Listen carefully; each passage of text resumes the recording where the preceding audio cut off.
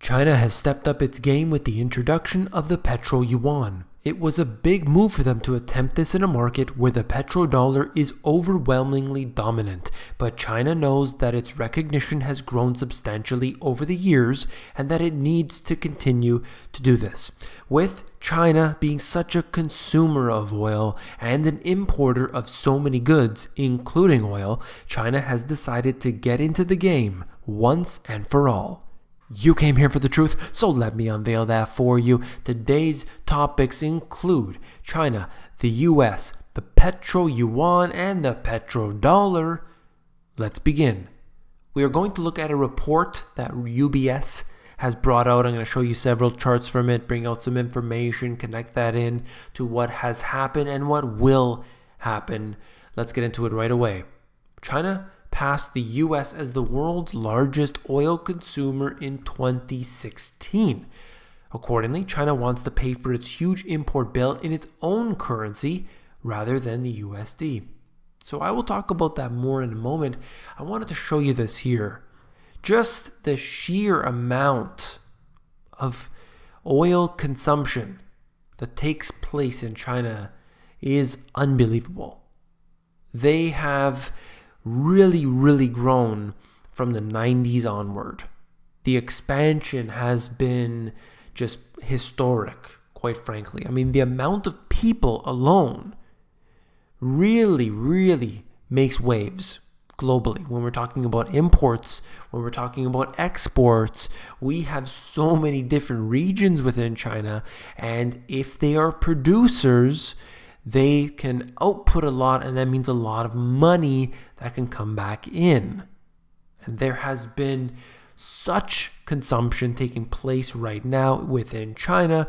They have, of course, engaged in massive public works projects to keep everything going. And ultimately, we can see what's been happening with their currency. They've been playing around with that as well. Now we're talking about oil. So they've decided to launch this new PETRO-YUAN, as it is being called. And this has, to some, been a direct challenge to the US petrodollar. Of course, I don't really see it as a direct challenge yet. What I do see it as is the threat. We are setting up systems that can go around yours. That's the way I see it. And as far as I'm concerned, that's huge. They want to go around the US dollar. And there are other countries who want the same thing, Russia being one of them. Okay? More importantly, however, China wants the new oil trading plan to promote RMB internationalization, forcing a wider adoption of the RMB as a global trading currency, and switching to RMB payments for major imports is part of this process. Just imagine if even 10, 20, or 30% starts using this versus the traditional systems. We are going to have a major difference. I'm not even talking about, the petrodollar being completely displaced. Just think about that 10, 20, 30%. That would be a huge difference. And sure, they can actually do this over the next maybe 10 years or so, maybe 20 years. And in the grand scheme of things, it's really not that long ago. Think about the year 2000. Seems like just yesterday for me. Okay, US and China crude oil imports, all right? You can see the difference here. Whereas the black or darker line here is China, and then the US. You can see that. I do believe that there are two reasons that I want to discuss anyway. Number one, the fact that the US has been producing a lot of oil, so that's one thing. But also the economy is not doing as well. And I think China is engaging in more public works projects than the US is, so they're able to keep the system going, whereas, truthfully, it should be a lot weaker for both if they weren't engaging in all of these different types of public works. There's more to that, but that's all I want to mention. All right, China's oil suppliers, percentage of total imports. Clearly, Russia providing almost 15% is a big chunk. You also have Saudi, Angola, and Oman, and other countries too, really providing big chunks to them. So it's not just a single nation. And I think that's really good. Because if you can see what happens with certain countries, it really is a mess after, if there's a fluctuation of the currency, if there's, tensions back and forth, if you have, maybe the Strait of Hormuz, for example, where you can have a potential disruption, which has happened before, that right there pushes the price up. But if you're getting it from 10 different places around the world, well, it's not so bad. So I think that this is very smart on China's part to do business with so many different countries and have this being able to come from all avenues. I think it's very smart. So moving on here. Oil exports to China as a percentage of the total.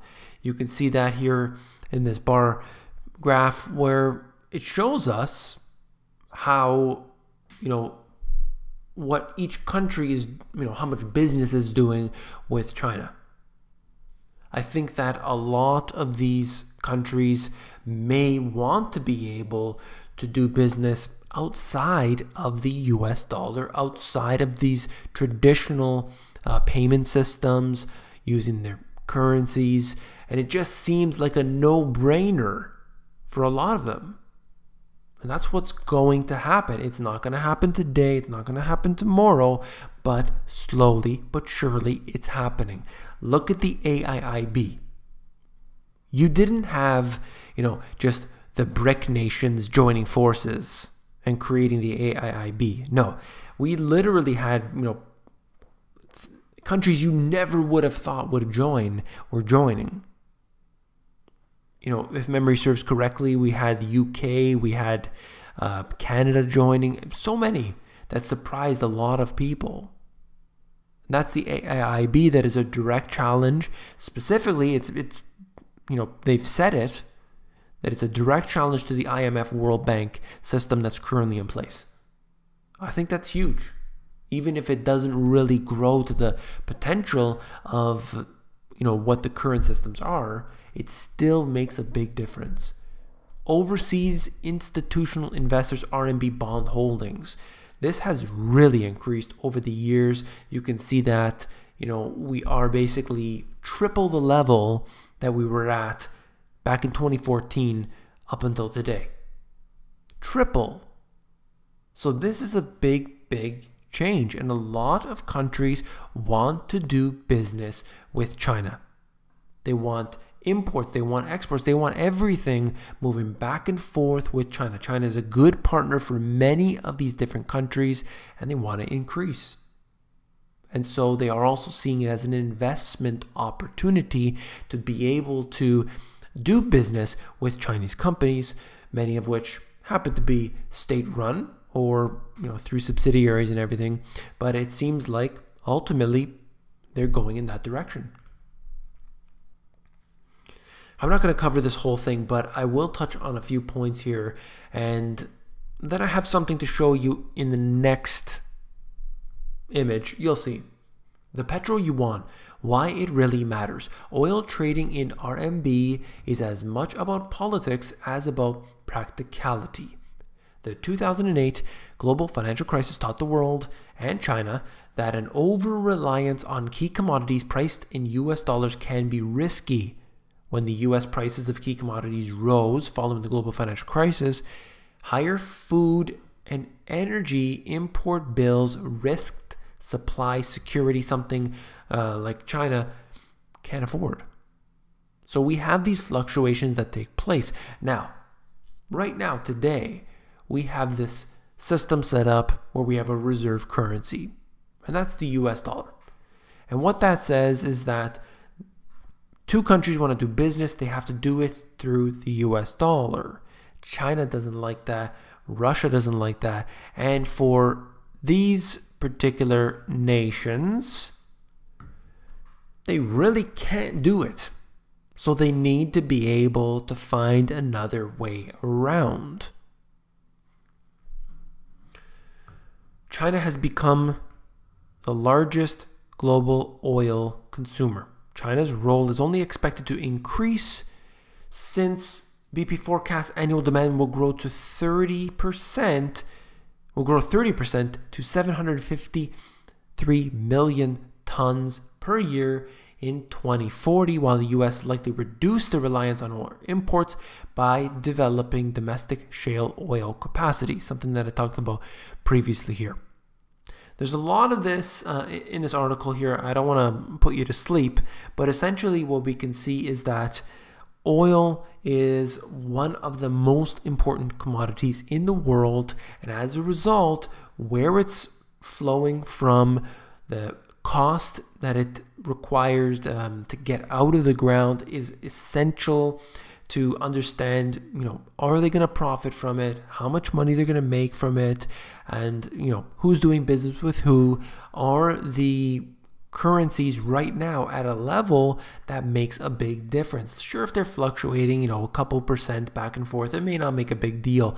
But if that is, a 10 or 20% swing in the value, suddenly that may cut from their profits. So that needs to be factored in as well. Not just the current price of oil, but also the currencies that are being traded, because they have to trade to the US dollar. And that brings me to my next point.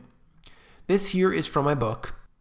Don't go anywhere. I have so much important information to discuss in the second part of this video. The link is in the description. See you there.